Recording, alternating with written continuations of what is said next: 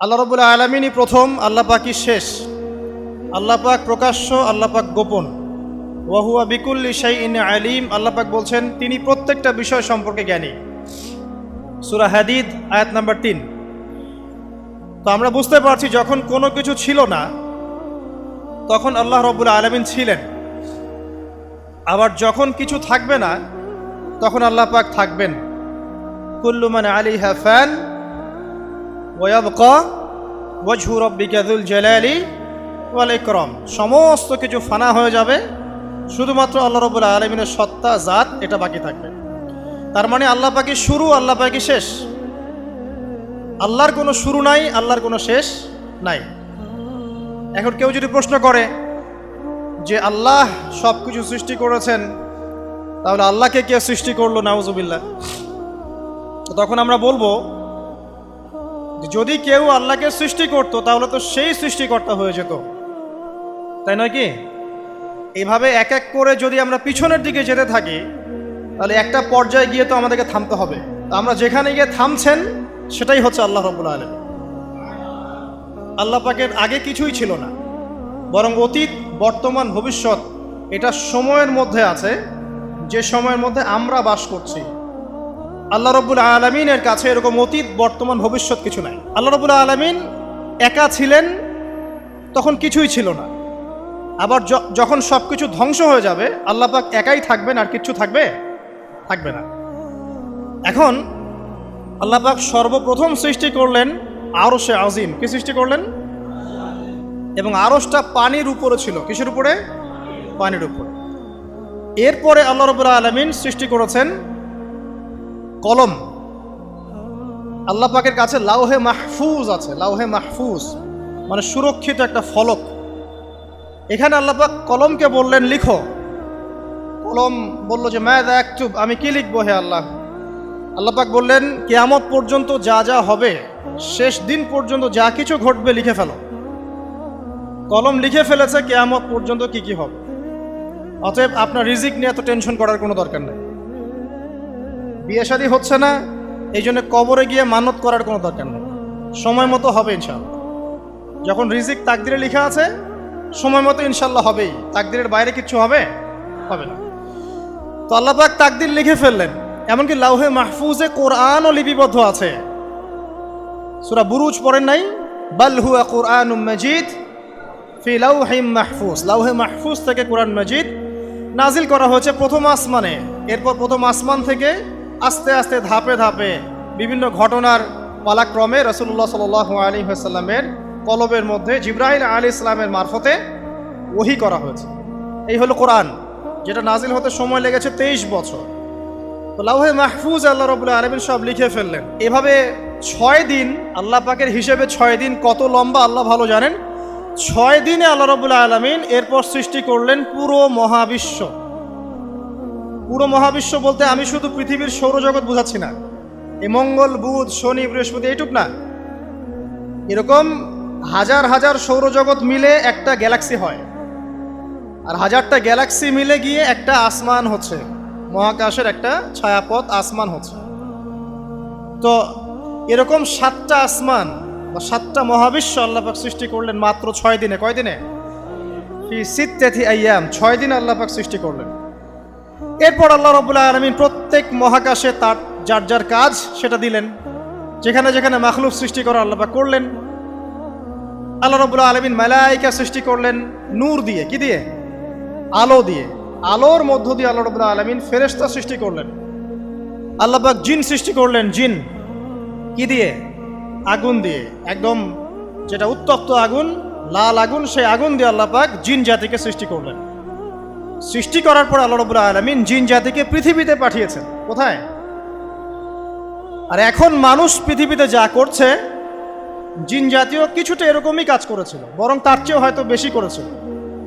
পৃথিবীতে সে ফিতনা আর ফাসাদ সৃষ্টি করেছিল। এক পর্যায়ে আল্লাহ রাব্বুল আলামিন জিন জাতিকে ধ্বংস করে দিলেন। কিছু কিছু জিনকে আল্লাহ পাক অবশিষ্ট রাখলেন, যেগুলো পাহাড়ে, পর্বতে, বিভিন্ন জায়গায়, সমুদ্রে আশ্রয় নিল। পাহাড়ি এলাকাগুলোতে জিন থাকে, গভীর সমুদ্রে জিন থাকে, জঙ্গলে জিন থাকে। এরকম কিছু জায়গা আছে, এগুলোর মধ্যে জিনরা থাকে। তো ওদেরকে ডিস্টার্ব করতে গেলে সমস্যা, আপনাকে ধরে ফেলবে। আর যদি প্রতিদিন সকাল সন্ধ্যার জিকির আজগার ঠিকঠাক মতো না করেন, কোরআন তেলাওয়াত ঠিকঠাক মতো না করেন, নামাজি না হন আর পবিত্র না থাকেন, তাহলে জিন ধরার সম্ভাবনা বেশি। আর আমার মনে হয় এখনকার যে মেয়েগুলো রাস্তাঘাটে ঘোরাফেরা করে, এদের বেশিরভাগই জিন ধরা। কারণ আছে, এমনি এমনি বলি নাই। এটা আপনাকে বুঝতে হলে আল্লাহ এবং তার রাসূলের চোখ দিয়ে দেখতে হবে তো। কারণ তাদের চাল চলন স্বাভাবিক না, কিছু একটা ওদের উপর ভর করেছে। ওই ভরটা করার কারণে তার চাল চলন আজকে এমন হয়ে গেছে। এবং বহু মেয়ের ঘটনা এমন শোনা যায় যে সরাসরি তারা জিন দ্বারা ইফেক্টেড হয়। দেখেন না, রুকিয়া করতে হয়, শরীয়ীভাবে রুকিয়া করতে হয়। তো খেয়াল রাখবেন, সকাল সন্ধ্যার জিকির আজগার ঠিক রাখবেন, কোরআন তেলাওয়াতটা ঠিক রাখবেন, নামাজি হবেন, পাক পবিত্র থাকবেন, জিন আপনাকে কোনো ক্ষতি করতে পারবেন না ইনশাআল্লাহ। জিনরা কিন্তু রাসূল সাল্লাল্লাহু আলাইহি ওয়াসাল্লামেরও ক্ষতি করার চেষ্টা করেছিল। আল্লাহর রাসূল সাল্লাল্লাহু আলাইহি ওয়াসাল্লাম ওটাকে ধরেছিলেন, ধরে মসজিদের খুঁটির সাথে বেঁধে রেখেছেন। নামাজের মধ্যে জিন আমাদের নবীকে ডিস্টার্ব করেছিল, আল্লাহ রাসূল ওই জিনকে ধরেছেন, ধরে খুঁটির সাথে বেঁধে রেখেছেন। তারপরে তার মনে পড়লো সুলাইমান আলাইহিস সালামের কথা। সুলাইমান আলাইহিস সালাম বলেছিল আল্লাহকে, আল্লাহ আমাকে যে ক্ষমতা তুমি দিয়েছো, আমার পরে কাউকে এই ক্ষমতা আর দিও না। আর সুলাইমান আলাইহিস সালামকে আল্লাহ পাক জিন জাতিকে অনুগত করে দিয়েছিলেন। সুলাইমান আলাইহিস সালামের নির্দেশে জিন জাতি বিভিন্ন কাজ করত, এমনকি সমুদ্রের মধ্যে ডুবুরির কাজও করত, সমুদ্রের ভিতর থেকে রত্ন বের করে নিয়ে আসতো। এগুলো কিন্তু অলিক রূপকথা নয়, সত্য ঘটনা। তখন নবী সাল্লাল্লাহু আলাইহি ওয়াসাল্লাম বললেন যে আমার ভাই সুলাইমানের কথা আমার মনে পড়ে গেল, তাই আমি জিনটাকে ছেড়ে দিলাম। তো আল্লাহ পাক জিন জাতিকে সৃষ্টি করে এই পৃথিবীতে পাঠানোর পর তারা এরকম ফিতনা এবং ফাসাদ সৃষ্টি করার পরে আল্লাহ পাক ওদেরকে ধ্বংস করে দেন। দেওয়ার পরে আরো অনেক যুগ এবং অনেক শতাব্দী কেটে যায়। কত যুগ কত শতাব্দী আল্লাহ ভালো জানেন। অনেক লম্বা সময় পরে গিয়ে আল্লাহ রাব্বুল আলামিন ফেরেশতাদেরকে ডাকেন। কাদেরকে ডাকেন? তাদেরকে ডেকে বলেন, ওয়া ইয ক্বালা রাব্বুকা লিল মালায়েকা, স্মরণ করো নবী সেই সময়ের কথা যখন তোমার রব ফেরেশতাদেরকে ডাকলেন, ডেকে বললেন, ইন্নী জাইলুন ফিল আরদি খলিফা, হে ফেরেশতা মণ্ডলী, আমি পৃথিবীতে আমার খলিফা পাঠাতে চাই। কি পাঠাতে চাই ভাই? খলিফা। খলিফার দুটো অর্থ, একটা হচ্ছে ওই যে জিনরা যে চলে গেল, ওর স্থলাভিষিক্ত হয়ে আরেকটা জাতি, স্থলাভিষিক্ত হওয়া। আরেকটা ব্যাখ্যা হচ্ছে খলিফা শব্দের মানে হচ্ছে যে ব্যক্তি আল্লাহ পাকের বিধান অনুযায়ী পৃথিবীতে বিচার ফয়সালা করে, সে আল্লাহর খলিফা। আমি কি বুঝাতে পারছি? আল্লাহ পাক ফেরেশতাদেরকে বললেন, আমি পৃথিবীতে আমার খলিফা পাঠাতে চাই, প্রতিনিধি, এবং যে আল্লাহর বিধান দ্বারা বিচার ফয়সালা করে। তখন ফেরেশতারা বলছেন, ক্বালু, ফেরেশতারা বলছেন, আতাজআলু ফিহা মান ইউফসিদু ফিহা ওয়া ইয়াসফিকুদ দিমা, হে আল্লাহ, আপনি কি এমন কোন সৃষ্টিকে আবার পৃথিবীতে পাঠাতে চান যে পৃথিবীতে গিয়ে ফিতনা ফাসাদ সৃষ্টি করবে অথবা রক্তপাত ঘটাবে? ফেরেশতারা এই কথা কিভাবে বলতে পারলো? হ্যাঁ, জিন জাতির অভিজ্ঞতার আলোকে। ঠিক আছে?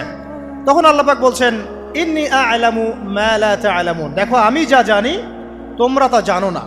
মানে তারা ফিতনা ফাসাদ সৃষ্টি করতে পারে, কিন্তু আমার কিছু মুখলেস বান্দা থাকবে যারা এই পথে পা বাড়াবে না। আচ্ছা, এবার আল্লাহ রাব্বুল আলামিন আদম আলাইহিস সালামকে সৃষ্টি করলেন। আল্লাহ পাক নিজের হাত দিয়ে আদম আলাইহিস সালামকে সৃষ্টি করেছেন। সূরা সদের মধ্যে আল্লাহ পাক বলেছেন, দেখুন, মহাবিশ্বের কোনো সৃষ্টির ব্যাপারে বলা হয়নি যে খলাকতু বিয়াদাই, আমি নিজ হাতে তাকে সৃষ্টি করেছি। শুধুমাত্র আদম আলাইহিস সালাম, আমাদের পিতার ক্ষেত্রে বলা হয়েছে খলাকতু বিয়াদাই, আমি নিজ হাতে তাকে সৃষ্টি করেছি। কত সম্মান, কত ভালোবাসা, তাই না? এবার আল্লাহ রাব্বুল আলামিন আদম আলাইহিস সালামকে সমস্ত নাম শিক্ষা দিলেন। সমস্ত নাম মানে কি? ওয়াল্লামা আদামাল আসমাআ কুল্লাহা, আল্লাহ পাক বলছেন, এরপর আমি আদম আলাইহিস সালামকে মহাবিশ্বের যত জ্ঞান আছে সমস্ত নাম শিক্ষা দিয়ে দিলাম। সুবহানাল্লাহ। যেই জ্ঞান ফেরেশতাদেরও ছিল না, যেই জ্ঞান ইবলিসেরও ছিল না। ইবলিস কিন্তু অনেক জ্ঞানী ছিল, অনেক বড় আবেদ ছিল, সে দীর্ঘদিন আল্লাহর ইবাদত করেছে, কিন্তু এই জ্ঞান কিন্তু তারও ছিল না, ফেরেশতাদেরও ছিল না। সুম্মা আরাদাহুম আলাল মালাইকা, এরপর আল্লাহ রাব্বুল আলামিন আদম আলাইহিস সালামকে ফেরেশতাদের সামনে নিয়ে আসলেন, উপস্থাপন করলেন। মহাবিশ্বের ঘটনা, এটা ঘটছে, চিন্তা করেন, এটা কিন্তু ঘটেছে আগে, অতীত। এবার সমস্ত ফেরেশতার সামনে আদম আলাইহিস সালামকে নিয়ে আসা হচ্ছে। এবার বলা হচ্ছে যে হে ফেরেশতারা, তোমরা এই নামগুলো বলে দাও দেখি, তোমরা যদি সত্যবাদী হও। তো ফেরেশতারা বলছেন লা ইলমা লানা ইল্লা মা আল্লামতানা, হে আল্লাহ, আপনি আমাদেরকে যা শিখিয়েছেন এর বাইরে তো কোনো জ্ঞান নাই আমাদের। তারপর আল্লাহ পাক আদমকে বললেন আলাইহিস সালাম, হে আদম, তুমি সব নাম বলে দাও দেখি। এরপর আদম আলাইহিস সালাম সমস্ত নাম একটা একটা করে বলে দিলেন। তাহলে আমাদের পিতা জ্ঞানী ছিলেন, নজ্ঞ ছিলেন? আর আমরা তার সন্তান হিসেবে জ্ঞানী না অজ্ঞ? এটা আমাদের শোভা পায়। আমাদের পিতা ছিলেন মহাবিশ্বের সবচেয়ে জ্ঞানী সত্তা। আল্লাহ রাব্বুল আলামিন তাকে জ্ঞান শিক্ষা দিয়েছেন, সমস্ত জ্ঞান। তবে তার সমস্ত জ্ঞান আর এই মহাবিশ্বের সমস্ত জ্ঞান আল্লাহর জ্ঞানের তুলনায় কতটুকু জানেন? একটা সমুদ্রের মধ্য থেকে এক ফোঁটা পানি উঠালে যেমন হয়, পুরো মহাবিশ্বের জ্ঞান আল্লাহর জ্ঞানের সামনে এতটুকু। আল্লাহ পাকের জ্ঞান এত অসীম, পুরো মহাসাগরের মধ্য থেকে এক ফোঁটা পানি তুললে, ওই যে এক ফোঁটা পানি তুললেন, এটা মহাবিশ্বের জ্ঞান, আর বাকি সমস্ত পানি এটা আল্লাহ পাকের জ্ঞান। ঠিক দুনিয়ার জীবনের এক্সাম্পলটা এমনই। একটা সাগরের মধ্যে আঙ্গুল ডুবালে, আঙ্গুল উঠালে যতটুকু পানি আঙ্গুলে বেঁধে থাকে, এটা দুনিয়া। আর পুরো মহাসাগরটাই হচ্ছে কি? আখিরাত। নবীজি বলছেন সাল্লাল্লাহু আলাইহি ওয়াসাল্লাম, একটা মৃত গাধাকে দেখে বলছেন, সাহাবীরা, তোমরা কি কেউ এই গাধাটাকে 1 দিরহামের বিনিময়ে কিনবে? কান কাটা, মৃত, গলে আছে, এই গাধাটাকে কিনবা 1 দিরহাম দিয়ে? সাহাবীরা বলছেন, মাংনা দিলেও তো কিনবো না। ইয়া রাসূলুল্লাহ, যদি ফ্রিও কেউ দেয়, বিনামূল্যে দেয়, তাও তো নিব না। তখন নবী সাল্লাল্লাহু আলাইহি ওয়াসাল্লাম বলছেন, এটাই হচ্ছে আল্লাহর কাছে দুনিয়ার এক্সাম্পল। ওই মৃত গাধা তোমাদের কাছে যতটা না ইম্পর্টেন্ট, যতটুকু মূল্য রাখে, আল্লাহর কাছে এই দুনিয়া তার চেয়েও কম মূল্য রাখে। তো এই দুনিয়াতে তো সব ফয়সালা হবে না।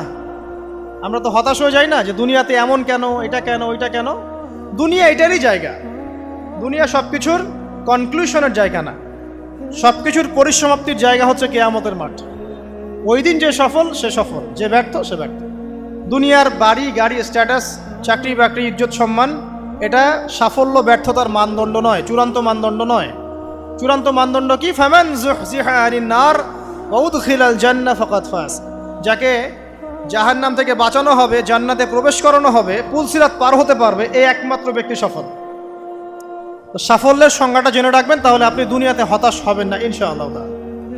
এবার কি হলো, যখন আদম আলাইহিস সালাম সমস্ত নাম শিক্ষা দেওয়া সমস্ত নাম বলে দিলেন, এখানে নাম মানে কিন্তু খালি নাম নয়, জ্ঞান বলে দিলেন, তখন আল্লাহ রাব্বুল আলামিন ফেরেশতাদেরকে বললেন, তোমরা সবাই এখন আদমকে সিজদা করো। ওয়া ইয কুলনা লিল মালাইকাতি ইসজুদু লি আদম। আল্লাহ পাক এবার বলছেন, আমি সমস্ত মালায়েকাকে বললাম তোমরা আদমকে সিজদা করো। ফাসাজাদু, সবাই সিজদা করলো, ইল্লা ইবলিস, ইবলিস সিজদা করলো না। কেন করলে না? ইবলিসকে বলা হচ্ছে, ইয়া ইবলিস মা মানাকা আল্লা তাসজুদা ইয আমারতুক, তোমাকে কে নিষেধ করলো সিজদা করতে ওই আদমকে যাকে আমি আদেশ করেছি? কে নিষেধ করলো? তখন ইবলিস বলছে, খলাকতানি মিন নার ওয়া খলাকতাহু মিন তিন, আমাকে সৃষ্টি করেছেন আগুন দিয়ে আর আদমকে সৃষ্টি করেছেন মাটি দিয়ে, আমি কিভাবে তাকে সিজদা করতে পারি? ইবলিস বলতে চাইলো যে আপনি যে বলছেন আদমকে সিজদা করো, আদম তো মাটির তৈরি, আমি তো আগুনের তৈরি, তাহলে আপনি ভুল বলছেন। নাউজুবিল্লাহ। আগুন কেন মাটির সামনে নত হবে? মাটি আগুনের সামনে নত হওয়া উচিত। তার কেয়াস হচ্ছে এমন। কেয়াস মানে কি? তার এটা কি?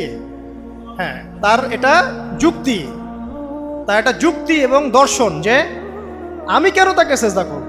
আমি তো আগুনের তৈরি আর আদম হচ্ছে মাটির তৈরি। তো খলাকতাহু মিন নার ওয়া খলাকতানি মিন তিন, খলাকতানি মিন নার ওয়া খলাকতাহু মিন তিন, আমাকে সৃষ্টি করেছেন আগুন দিয়ে, আদমকে সৃষ্টি করেছেন মাটি দিয়ে। আবা ওয়াস্তাকবারা, আল্লাহ পাক বলছেন সে উদ্ধত হলো এবং অহংকার প্রদর্শন করলো। আর আল্লাহ পাক অনেক কিছু মাফ করে দেন, কিছু কিছু বিষয় আল্লাহ পাক মোটেই পছন্দ করেন। তার মধ্যে একটা হচ্ছে অহংকার, তার মধ্যে একটা হচ্ছে শিরক, তার মধ্যে একটা হচ্ছে অন্যের হক নষ্ট করা, তার মধ্যে একটা হচ্ছে আদম সন্তানকে হত্যা করা, তার মধ্যে একটা হচ্ছে বৃদ্ধ বয়সে ব্যভিচার করা, তার মধ্যে একটা হচ্ছে মুরতাদ হয়ে যাওয়া। ওই যে খ্রিস্টান হয়ে যাচ্ছেন না, খালি মরেন তারপর বুঝবেন, খালি মালাকুল মউত আসুক তারপর বুঝবেন। আল্লাহ রাব্বুল আলামিন বলছেন তার রাসূলের মাধ্যমে, কেউ যদি সাক্ষ্য দেয় আল্লাহ ছাড়া কোনো মাবুদ নাই, মুহাম্মদ সাল্লাল্লাহু আলাইহি ওয়াসাল্লাম শেষ নবী, ঈসা ইবনে মারইয়াম আল্লাহর প্রেরিত নবী, আল্লাহর পুত্র নন, জান্নাত সত্য এবং জাহান্নাম সত্য, এই পাঁচটা বিষয় যদি কেউ সাক্ষ্য দেয় ইনশাআল্লাহ সে জান্নাতে যাবে, তার আমল যেমনই হোক না কেন। টাকার বিনিময়ে, চাকরির বিনিময়ে, সমাজসেবার নামে আর চিকিৎসার নামে ঈমান বিক্রি করে ফেললেন, সুবহানাল্লাহ সুবহানাল্লাহ। তোমাদের এই পৃথিবীতে বেঁচে থাকার চাইতে মাটির তলে চলে যাওয়া ভালো। আবর্জনার কোনো প্রয়োজন নাই আল্লাহর এই জমিনে। এই মুসলিম উম্মার আবর্জনার কোনো প্রয়োজন নাই। এই মুসলিম উম্মার ইমানদার সাহসী তরুণ প্রজন্মের দরকার। আল্লাহ পাক কবুল করুন, আমিন। এরপরে কি হলো?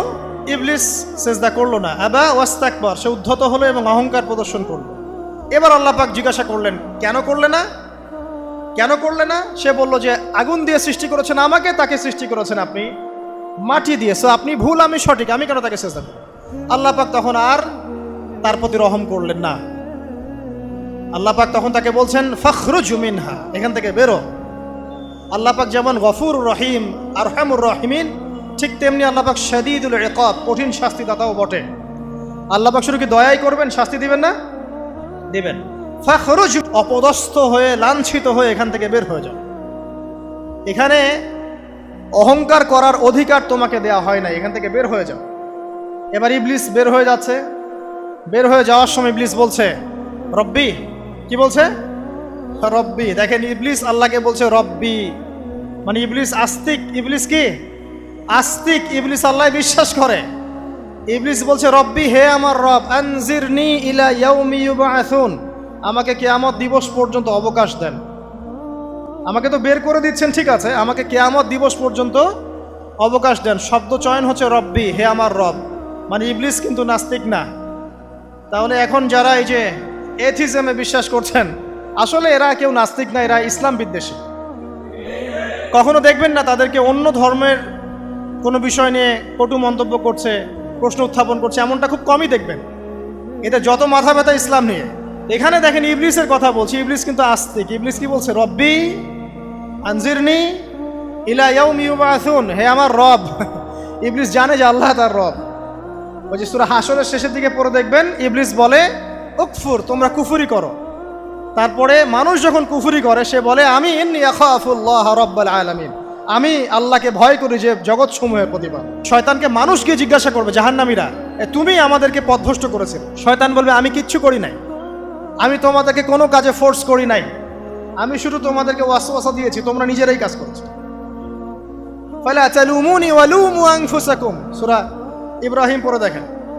শয়তান বলবে তোমরা আমাকে লানত করো না, নিজেদেরকেই লানত করো, আমি তো তোমাদেরকে বাধ্য করে কাজ করাই নাই, তোমরা নিজেরাই করেছো এই কাজগুলো। আসুন সামনে যাই। এবার আল্লাহ পাক যখন ইবলিসকে বের করে দিলেন, সে বলছে আমাকে কিয়ামত পর্যন্ত অবকাশ দিন। কিয়ামত পর্যন্ত অবকাশ নিয়ে ইবলিস কি করবে?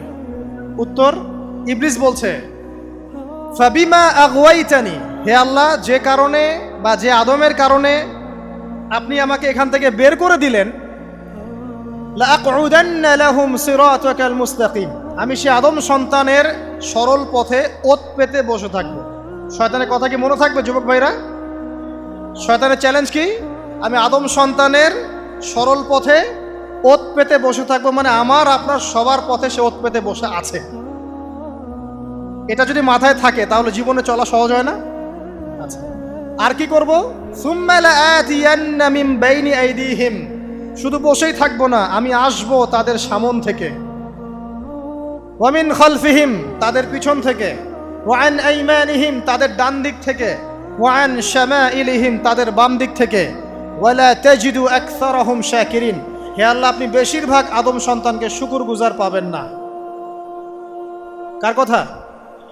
শয়তানের। এই কথাটা কি সত্য না মিথ্যা? এখন বেশিরভাগ লোক নামাজ পড়ে না পড়ে না? পড়ে পড়ে না। বেশিরভাগ মুসলিমের দাড়ি আছে না নাই? বেশিরভাগ মুসলিম সুদ খায় না খায় না? এখন বেশিরভাগ তরুণ প্রজন্মের জেনায় আছে না নাই? পর্নোগ্রাফি সবাই দেখে না দেখে না? অন্যের সম্পদ আত্মসাৎ মানুষ করছে না? দুর্নীতি করছে না? ঘুষ খাচ্ছে না? ইসলামের বিধান 100% পালন করে কত পার্সেন্ট মানুষ? খুব কম। আচ্ছা বাদ দেন এত বড় বড় কথা, শুধু কোরআনুল কারীম তেলাওয়াত করতে পারে কতজন মানুষ?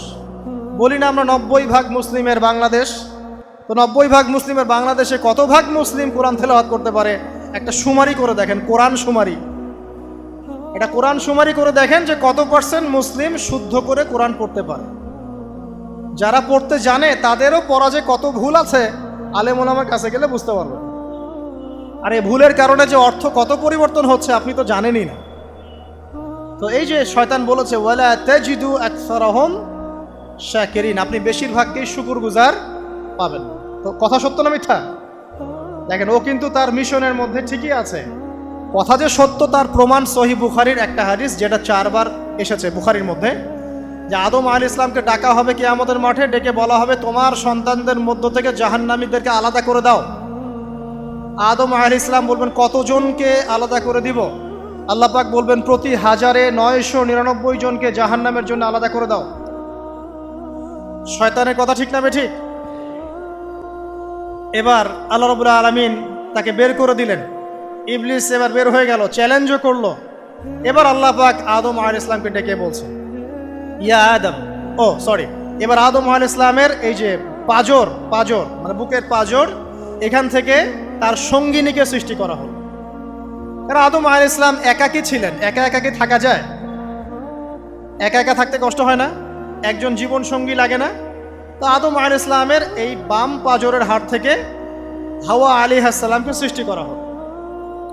সৃষ্টি করার পর আরো একটা ঘটনা আছে যে আল্লাহ রাব্বুল আলামিন আদম আলাইহিস সালামের পিঠের যে অংশটুকু আছে, এই অংশটুকু থেকে আগামীতে যত আদম সন্তান আসবে সবাইকে ছোট ছোট পিঁপড়ার আকৃতিতে সামনে নিয়ে দেখালেন। সুবহানাল্লাহ। যত আদম সন্তান আসবে আল্লাহ পাক সবাইকে আদমের সামনে দেখালেন এবং বললেন এই যে শুভ্র অংশ যারা, মানে সাদা অংশ যারা, তারা তোমার সন্তানদের মধ্য থেকে সবাই জান্নাতি। আর তোমার এই যে বাম পাশে যেগুলো কালো কালো ছোট ছোট আকৃতি দেখছো, এগুলো সব তোমার সন্তানদের মধ্য থেকে জাহান্নামী। আমরা দোয়া করি আমরা তাদের অন্তর্ভুক্ত না হই। এবার আল্লাহ পাক সবাইকে বললেন, সূরা আরাফের মধ্যে আসছে 182 নম্বর আয়াতে মনে হয়, আল্লাহ পাক বলেন আলাস্তু বিরব্বিকুম, হে আদমের সন্তানরা আমি কি তোমার রব নই? আমি কি তোমাদের রব নই? আলাস্তু বিরব্বিকুম, আমি কি তোমাদের রব নই? আলাস্তু বিরব্বিকুম, আমি কি তোমাদের রব নই? আমরা সবাই তখন বলেছিলাম বালা ইয়া রব্বি, অবশ্যই আপনি আমাদের রব। আমরা এখন ভুলে গেছি না? আমরা সবাই এই সাক্ষী দিয়ে আসছি রুহের জগতে। আর রুহের জগৎ বলে একটা জগৎ আছে, অনেক জগৎ আছে। রুহের জগৎ একটা, দুনিয়ার জগৎ একটা, জিন জাতির জগৎ আলাদা, বারজাখ পরকালে যে কবরে রাখার পরে বারজাখের জগৎ একটা, আর দারুল করার যেটা হবে একদম জান্নাত জাহান্নাম, ওটা আরেকটা জগৎ।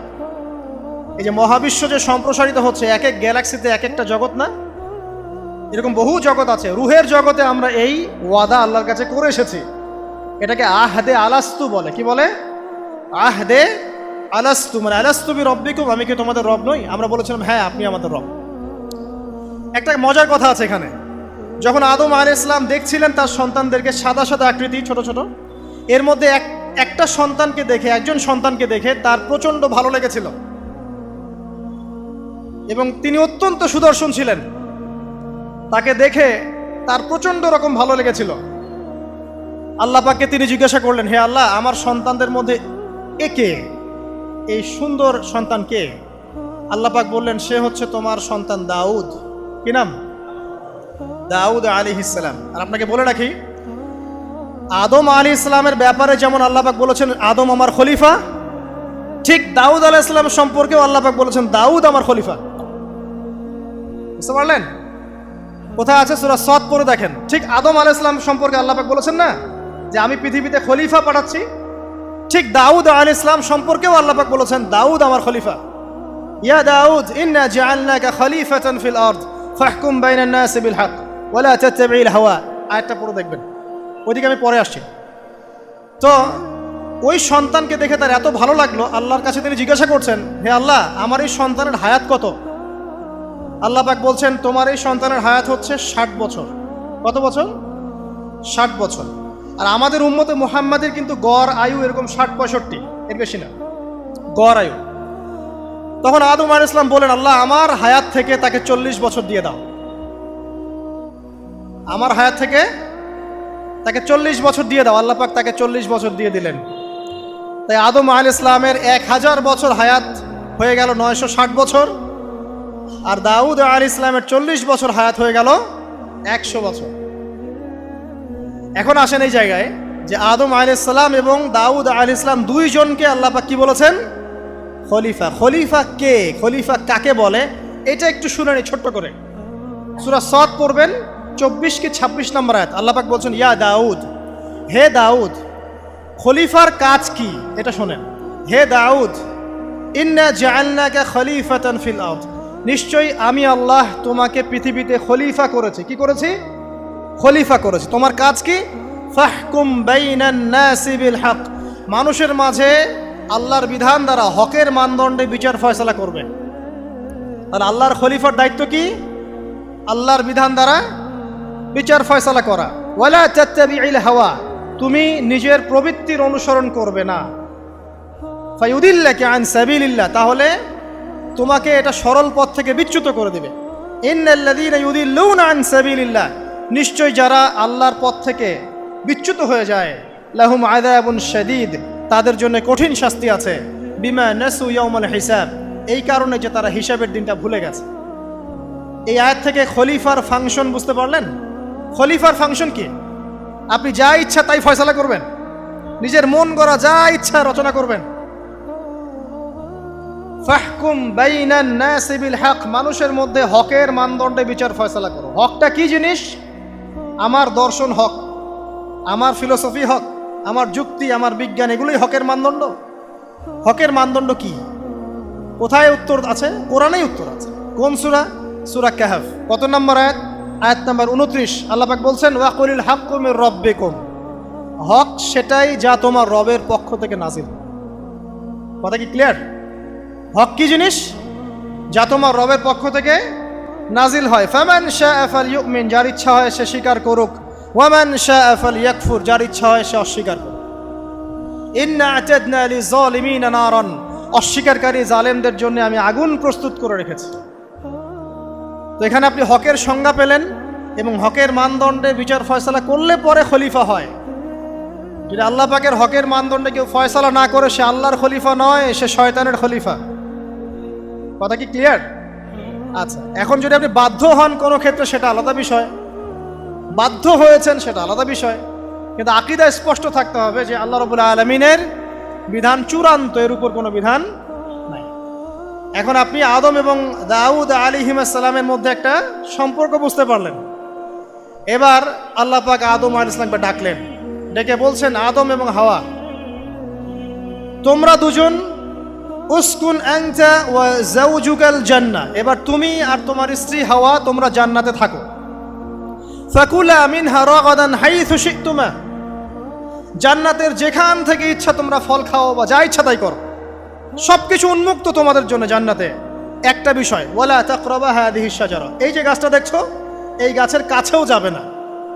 এখানে শব্দ এমন না যে গাছের ফল খাবে না, শব্দ হচ্ছে এমন গাছের কাছেও যাবে না। যেমন ওয়ালা তাকরাবু জিনা, জেনা করবে না আল্লাহ পাক বলেননি, বলেছেন জেনার কাছেও যাবে না। ওয়ালা তাকরাবু মাল আল ইয়াতিম, ইয়েতিমের মাল খাবে না আল্লাহ পাক বলেন নাই, আল্লাহ বলছেন ইয়েতিমের মালের কাছেও যেও না। আমি কি বুঝাতে পারছি? এই গাছের কাছেও যেও না। এবার জান্নাতে তারা থাকতে লাগলেন। এবার ইবলিস তো আর হাল ছেড়ে দেয় নাই, সে কি বলেছিল? ডান বাম সামন পিছন সব দিক থেকে আসবে। সে এসে ওয়াসওয়াসা দেয়। কি ওয়াসওয়াসা দেয়? হে আদম, হে আদম, হাল আদুল্লুকা, আমি কি তোমাকে বলে দিব, আলা শাজারাতিল খুলদ ওয়া মুলকিন লা ইয়াবলা, হে আদম, আমি কি তোমাকে বলে দিব এমন একটা গাছের কথা, যেই গাছের ফল খেলে পরে তুমি চিরস্থায়ী জীবন লাভ করবে, কোনো দিন মারা যাবে না। এই চিরস্থায়িত্বের টোপ দিচ্ছে কে? এই চিরস্থায়ী ক্ষমতার টোপে মানুষ পথ হারাচ্ছে না পৃথিবীতে। ওয়া মুলকিল লা ইয়াবলা, এমন রাজত্ব পাবে যেই রাজত্ব কখনো ক্ষয় হবে না। চিরস্থায়িত্বের টোপ, রাজত্বের টোপ, এই দুটোই হচ্ছে পৃথিবীতে মানুষকে পথভ্রষ্ট করার শয়তানের অস্ত্র। কথা মনে বুঝতে পারেন না? আমার মাথার উপর দিয়ে আছে, বুঝতে পারবেন ইনশাআল্লাহ। তো টোপ দিচ্ছে দুইটা, হাল আদুল্লুকা আলা শাজারাতিল খুলদ ওয়া মুলকিল লা ইয়াবলা। করতে করতে করতে করতে একদিন সত্যি সত্যি আমাদের পিতামাতা সেই গাছের কাছে চলে গেলেন। যখনই চলে গেলেন, ফালাম্মা যাকা শাজারা, যখন তারা গাছের কাছে চলে গেলেন, বাদাত লাহুমা সাওআতিহিমা, তাদের পরনে যে জান্নাতি কাপড় ছিল ধাপাস করে খুলে পড়ে গেল। ইন্না লিল্লাহ ওয়া ইন্না ইলাইহি রাজিউন। আমাদের পিতামাতাকে পুরো মহাবিশ্বে ফেরেশতাদের সামনে জান্নাতে নগ্ন করে দিল ইবলিস। আমি মনে বুঝাতে ব্যর্থ হচ্ছে, আমাদের পিতামাতাকে জান্নাতে ফেরেশতাদের সামনে, সবার সামনে নগ্ন করে কাপড় খুলে ফেললো কে? ইবলিস। তো এখন যে কাপড় খোলার সংস্কৃতি চলছে, কারা এরা? ওরা জিন শয়তান, এগুলো মানুষ শয়তান। শয়তান দুই প্রকার, মিনাল জিন্নাতি ওয়ান নাস, জিন শয়তান আর মানুষ শয়তান। ওই জিন শয়তান এদেরকে ওয়াসওয়াসা দিয়ে দিয়ে নগ্ন করেছে। এরা এখন নগ্নতার আন্দোলন শুরু করেছে, এবং আমি জানি কয়দিন পর এটা বিকিনি পরেও ঘুরবে। অবাক হচ্ছেন? কিয়ামতের আলামতের মধ্যে অন্যতম হচ্ছে মানুষ রাস্তার ধারে ধারে জেনা করবে, রাস্তার মোড়ে মোড়ে জেনা হবে। তখনকার সবচেয়ে ভালো মানুষ হবে সেই ব্যক্তি যে গিয়ে বলবে যে বাবা তোমরা জেনা করছো করছো, এই দেয়ালের পিছনে গিয়ে করতে পারলা না। সে হবে সবচেয়ে ভালো মানুষ। এই যে কাপড় খোলার সংস্কৃতি শুরু হয়েছে, এটা কার সংস্কৃতি? বাদাত লাহুমা সাওআতিহিমা। আল্লাহ পাক আরো বলছেন, ইয়া বানি আদম, হে আদম সন্তান, লা ইয়াফতিনান্নাকুমুশ শাইতান, শয়তান যেন তোমাদেরকে ফিতনায় ফেলতে না পারে। কামা আখরাজা আবাওয়াইকুম মিনাল জান্নাহ, ঠিক যেভাবে শয়তান তোমাদের পিতা মাতাকে জান্নাত থেকে বের করে দিয়েছিল। আর কি করেছিল? কামা আখরাজা আবাওয়াইকুম মিনাল জান্নাহ ইয়ানজিউ আনহুমা লিবাসাহুমা, শয়তান তোমাদের পিতা মাতার লেবাস পোশাক খুলে ফেলেছিল। ঠিক এভাবেই যেন পৃথিবীতে শয়তান তোমাদেরকে ফিতনায় ফেলতে না পারে, আল্লাহ পাক সতর্ক করছেন। এখন কি বুঝতে পারছেন? এই নগ্নতার যে 6 লাভ, নগ্নতা, অশ্লীলতা, পর্নোগ্রাফি, বেহায়াপনা, ফ্রি মিক্সিং, নারীদেরকে নগ্ন করে রাস্তায় বের করে নিয়ে আসা, এগুলো কার এজেন্ডা? শয়তানের এজেন্ডা। এর উপর কোনো কথা নাই, কারণ কোরআনের উপর কোনো সত্য নাই। এগুলোর উপরে কোনো কথা হবে না, বিকজ কোরআনের উপর কোনো সত্য নাই। আছে?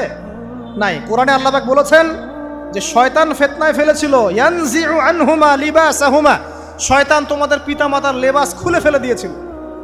ওয়া তাফিকা ইয়াখতিফানি আলাইহিমা মিন ওয়ারাকিল জান্নাহ, তখন আমাদের পিতামাতা জান্নাতের গাছের যে এই যে পাতাগুলো আছে এগুলো ছিঁড়ে ছিঁড়ে লজ্জাস্থান ঢাকতে লাগলেন। ইন্না লিল্লাহ। আমাদের পিতামাতার কি দুর্দশা হয়েছিল, আমাদের পিতামাতার কি দুর্দশা, কি লজ্জা হয়েছিল তখন। চিন্তা করে দেখেন, শয়তান কাপড় খুলে ফেলে দিয়েছে, আর আমাদের পিতামাতা, আমাদের মা, আমাদের বাবা জান্নাতের এই যে পাতাগুলো ছিঁড়ে ছিঁড়ে গায়ের লজ্জাস্থান ঢাকা শুরু করেছেন। কি পরিমাণ লজ্জা চিন্তা করেন। আপনাকে যদি এখানে কেউ নগ্ন করে ফেলে এবং আপনি যদি না চান বিষয়টা, সবাই জোর করে আপনার কাপড় খুলে ফেলে, আপনার কেমন লাগবে? কেমন লাগবে? এই ঘটনা ঘটেছে মহাবিশ্বে, শয়তান ঘটিয়েছে।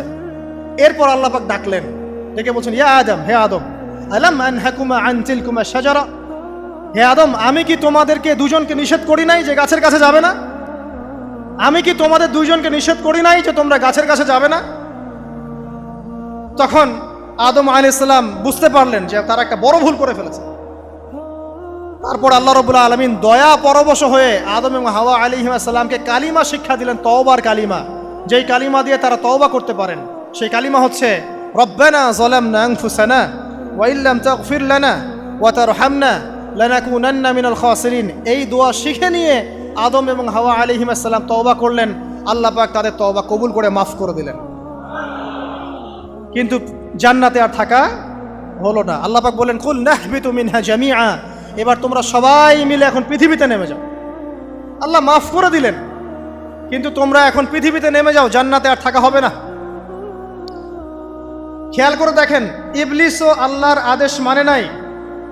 আল্লাহ বলেছেন সেজদা করো, ইবলিস কিন্তু করে নাই। আবার আমাদের পিতা আদম আলাইহিস সালামকে আল্লাহ পাক বলেছেন গাছের কাছে যেও না, তারা চলে গেছেন। দুটোই কি অবাধ্যতা নয়? তাহলে ইবলিসকে চিরস্থায়ী জাহান্নামী করা হলো, আদম সন্তানকে কেন করা হলো না? উত্তর, আদম সন্তান আদম আলাইহিস সালাম তওবা করে ফিরে এসেছে, ইবলিস আসে নাই।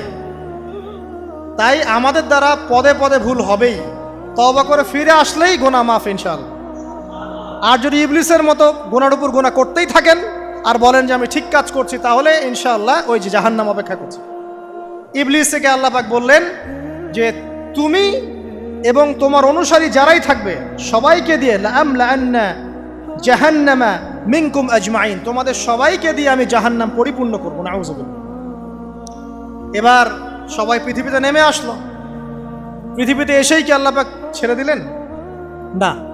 আল্লাহ রাব্বুল আলামিন বলছেন কুল নাহবিতু মিনহা জামিআ, তোমরা পৃথিবীতে নেমে যাও। ফাইম্মা ইয়াতিয়ান্নাকুম মিন্নি হুদান, দুনিয়াতে যাচ্ছ যাও, তবে মনে রেখো যে আমার পক্ষ থেকে তোমাদের কাছে হেদায়েতের বাণী আসবে। আমার পক্ষ থেকে তোমাদের কাছে হেদায়েতের বাণী আসবে। ফামান তাবিআ হুদায়া ফালা খাউফুন আলাইহিম ওয়ালা হুম ইয়াহজানুন, যারা আমার হেদায়েতের বাণীগুলো মেনে চলবে তাদের কোনো ভয় নাই, কোনো দুশ্চিন্তাও নাই। ওয়াল্লাযীনা কাফারু ওয়া কাযযাবু বিআয়াতিনা, কিন্তু যারা আমার আয়াতকে কুফরি করবে, মিথ্যা প্রতিপন্ন করবে, ফাউলাইকা আসহাবুন নার, তারা হবে জাহান্নামের অধিবাসী। হুম ফিহা খালিদুন, তারা সেখানে চিরস্থায়ী হবে। এই সহজ সরল জীবন দর্শন দিয়ে আল্লাহ পাক পৃথিবীতে পাঠিয়ে দিলেন। এবার শুরু হলো পৃথিবীতে পথ চলা। পৃথিবীতে পথ চলার ক্ষেত্রে অনেক কিছু সৃষ্টি করতে হলো, আবিষ্কার, কৃষিকাজ, এটা ওটা সব কিছু। আদম আলাইহিস সালামকে আল্লাহ পাক সেই জ্ঞান ওহীর মাধ্যমে শিক্ষা দিলেন। কৃষিকাজ আল্লাহ পাক শিক্ষা দিয়েছেন, চাকা সৃষ্টি করা আল্লাহ পাক শিক্ষা দিয়েছেন, বাহন সৃষ্টি করা আল্লাহ পাক শিক্ষা দিয়েছেন। যত রকম জ্ঞান আছে সমস্ত জ্ঞান এসেছে নবীদের পক্ষ থেকে। সবকিছু জ্ঞানের মূল ভিত্তি এসেছে নবীদের কাছ থেকে, আল্লাহর ওহীর কাছ থেকে। যত সভ্যতা দেখছেন বড় বড়, সমস্ত সভ্যতা শুরু হয়েছে নবী দ্বারা, এবং সভ্যতা শেষও হবে একজন নবী দ্বারা। তার নাম কি? ঈসা ইবনে মারইয়াম। আদম আলাইহিস সালাম আল্লাহর দেয়া শিক্ষায় শিক্ষিত হয়ে দুনিয়াতে চলতে লাগলেন এবং তওবা ইস্তেগফার করতে লাগলেন, কাঁদতে লাগলেন। দীর্ঘকাল তারা ক্রন্দন করেছেন। কি কারণে? ওই যে একটা ভুল তারা করে ফেলেছে। দুনিয়াতে এসে ক্রন্দন করতে করতে করতে করতে আল্লাহ রাব্বুল আলামিন এক পর্যায়ে তওবা কবুল করে ফেললেন। এবার সামনে যান, তাদের সন্তান হলো হাবিল এবং কাবিল। নাম শুনেছেন? শোনেন নাই? হাবিলের কুরবানি কবুল হয়, কাবিলের কুরবানি কবুল হচ্ছে না। বিকজ কাবিল এর কুরবানির মধ্যে ইখলাস নাই। ভাইয়ের কুরবানি কেন কবুল হচ্ছে, আমারটা কেন হচ্ছে না? হিংসার বশবর্তী হয়ে কাবিল হাবিলকে হত্যা করে ফেললো। নবী পরিবারের সদস্য হয়েও কাবিল এরকম অন্যায় করে ফেলল। আর কি হলো? রাসূল সাল্লাল্লাহু আলাইহি সাল্লাম বলেছেন, পৃথিবীতে যত মানুষ অন্যায়ভাবে নিহত হবে, পৃথিবীতে যত মানুষ অন্যায়ভাবে খুন হবে, সমস্ত খুনের পাপের একটা অংশ কাবিলের আমলনামায় যুক্ত হবে। কারণ সেই প্রথম খুন চালু করেছে। এই যে আজকে গুনাহে জারিয়া চালু করছেন না, সুদী এনজিও, সুদী সমিতি, সিনেমা হল, এইটা ওইটা, মদের বার, যত গুনাহে জারিয়া চালু করছেন, মৃত্যু হবে, কবরে যাবেন ঠিকই, কিন্তু গুনাহ কমবে না ইনশাআল্লাহ। মনে করেন একজন নগ্ন ছবিতে অভিনয় করেছে, ঠিক আছে, এখন নাই পৃথিবীতে, বা কেউ অশ্লীল গান বাজনা করে দুনিয়া থেকে বিদায় নিয়েছে, দুনিয়াতে তার গান এখনো বাজছে, সে কবরে শুয়ে শুয়েই সেই গুনাহগুলো পাচ্ছে।